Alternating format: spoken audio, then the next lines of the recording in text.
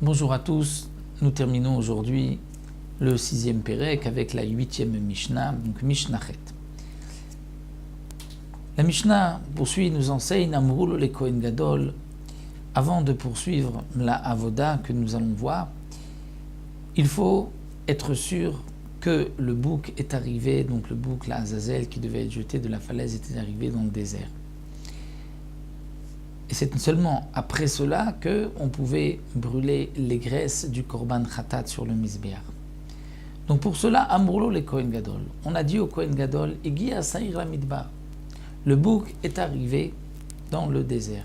Et donc maintenant, on peut commencer une nouvelle avoda, une nouvelle chose dans le Beth Amikdash. On l'apprend d'un passouk, puisque la Torah dit Veshalach, Shilach et Asaïr Bamidbar, il va envoyer Shilach et Asaïr Bamidbar dans le désert, et ensuite, Vetrelev Khatat Yaktir, il brûlera les graisses du Korban Khatat. Donc on voit que la Torah exige que le bouc soit déjà dans le désert. Donc on dit au Kohen Gadol, le bouc est arrivé dans le désert. Mais Minaïm et Yodim, comment on pouvait savoir que le bouc est arrivé là-bas? Chez Igia Seir la Midbar, eh bien, Darkiyot ayu aussi. On faisait Darkiyot. Darkiyot, Barthénoura explique, c'était de grosses pierres, de hautes pierres, où étaient debout des gardiens, ayu aussi, et ils regardaient donc, au loin, est-ce que le Seir est arrivé dans le désert? Ou Manifim Besoudarim.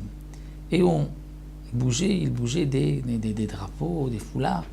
C'est-à-dire, Yodim Shigia Sayam Midbar, et on savait que le Seir, le bouc, est arrivé dans le désert. C'est-à-dire que dès que ceux qui étaient proches du bouc l'ont vu arriver dans le désert, ils faisaient un signe, et il y avait une chaîne jusqu'au Beth Amikdash, jusqu'à la Hazara, et donc on disait, oh Kohen Gadol, voici, nous avons vu donc les drapeaux de cette chaîne, c'est sûr que le bouc est maintenant arrivé dans le désert. Amar Rabbi Yehuda dit, mais il n'était pas nécessaire de faire tout cela. Val siman gadol yalaem. Ils avaient un grand siman, c'est-à-dire il y avait un autre moyen de savoir que le bouc est arrivé dans le désert. Comment? Mirushalayim vad bet chidudo shlosha milim. De Yerushalayim jusqu'à Bet Chidudo. C'est-à-dire, depuis Bet Chidudo, c'est le début du désert. De Yerushalayim jusqu'au début du désert, il y avait 3000. Donc l'équivalent, comme on dit, de 3 km. C'est vrai qu'on ne jetait pas le bouc de la première falaise.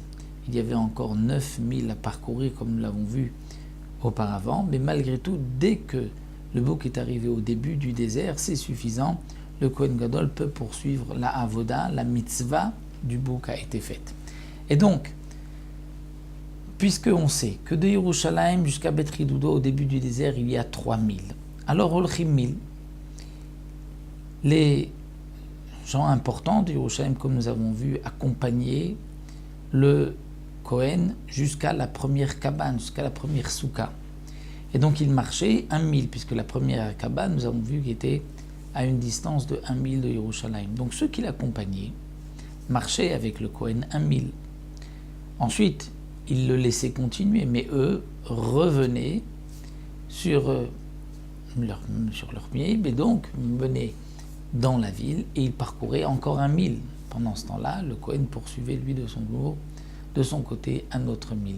Donc on était déjà à un aller-retour, c'était 2000. Et Shoim Kedemil. Et ils attendaient encore le temps de parcourir 1000, Viodim Shigasenbar. Et donc ils savaient que le bouc est arrivé dans le désert. C'est-à-dire qu'une fois qu'on partait de Yerushalayim, on ne traînait pas, donc c'était sûr que le Kohen va poursuivre, va marcher ces 3 km d'affilée. Et donc, lorsqu'on l'accompagnait 1000, on revient à 1000, on attend 1000, on est sûr que le Kohen est arrivé avec le bouc dans le désert. Et donc on pouvait déjà dire au Kohen Gadol, le bouc est arrivé dans le désert. Mais Rabbi Ishmael lui dit autre chose. Valo siman acher alay. Il y avait un autre siman, un autre moyen de savoir que le bouc est arrivé dans le désert. Comment cela? La shon shel zeori tayakashur al pitro shel echal. Il y avait, comme nous l'avons vu, une languette de pourpre rouge, de laine rouge, de laine blanche, de laine en général, qui était attachée sur la porte du echal. Et lorsque Shigia Saïr la Midbar, Aya la Shon Malbin, cette languette blanchissait. comme c'est marqué dans le pasuk Shneimar Imu Chataechem Kashanim Kashelek Yalbinu. Si vos fautes sont comme le rouge, le pourpre, alors ils deviendront blancs comme la neige. Et donc, dès que le Kohen Gadol avait vu ce ruban devenir blanc, il savait que le bouc était arrivé dans le désert, puisque la mitzvah, c'est d'envoyer le bouc dans le désert, même si on ne le jetait pas de la falaise. On avait, comme nous l'avons vu d'après Rabbi Yehuda, déjà accompli la mitzvah dès qu'il arrivait dans le désert.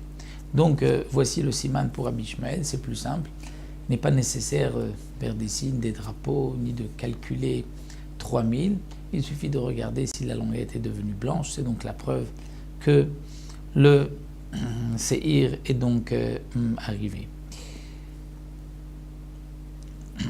En vérité,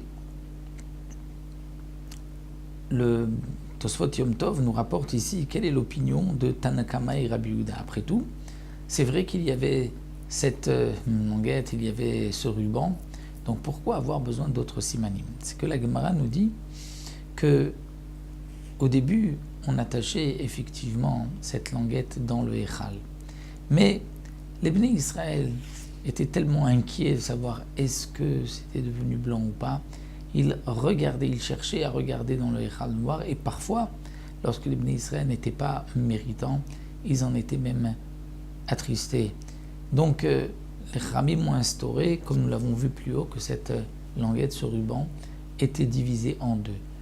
Une partie était attachée sur les cornes du Séhir l'Azazel et l'autre sur un rocher à côté donc, de cette falaise, rocher de la falaise. Et donc, il n'y avait plus de ruban à la porte du Echal. Et donc, c'est pour cela que Rabbi Yehuda et Tanakama nous donnent un autre moyen. Donc, dire que pour Rabbi Ishmael, ce siman-là n'était valable qu'à l'époque où il y avait encore donc ce ruban sur la porte du Echal, mais lorsqu'ensuite on a changé, qu'on l'a attaché au rocher et sur la tête du bouc, là il n'y avait plus de possibilité de voir ce siman pour le Kohen Gadol, et donc il fallait chercher d'autres simanim. Voilà, nous avons terminé le 6e Pérek. On se retrouvera pour un nouveau Pérek, le 7e Pérek, Mondat Hashem, la suite et la fin de la Avoda de Yom Kippourim. Et ensuite, nous verrons le 8e Pérek qui concerne les halachot même de Yom Kippourim, qui nous concerne encore aujourd'hui, puisque la Avoda, nous ne l'avons plus, mais les autres halachot, le jeûne, etc., ça nous retrouvons dans le 8e Pérek.